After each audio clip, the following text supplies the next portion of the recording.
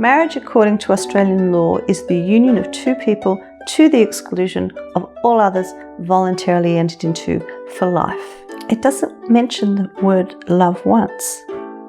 One of the most delightful things about being a celebrant is working with love. For me, it's working with an energy, and it's beautiful. I think back in the day, people have this perception that the wedding ceremony is the boring bit before the drinks, and that's really changed with a lot of great celebrants coming in and going, hold on, I'm here, and you're going to listen to this couple's story.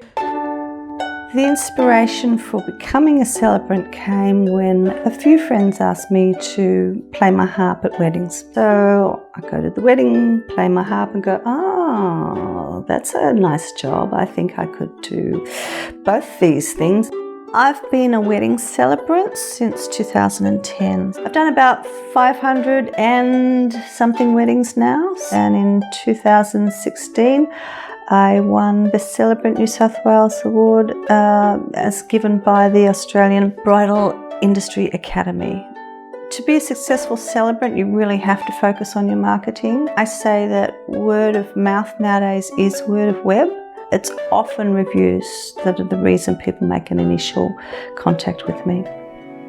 I've been working with Search It Local since 2014. It was really cost effective and it made quite a difference straight away. I really needed to stay on the first page of Google to run my business. The moment I drop off #1 page, I don't get work. At this stage, I am working at the capacity, and it does allow me to have a little bit more control on what I choose to do. My journey with Search It Local is that we've always had a good partnership.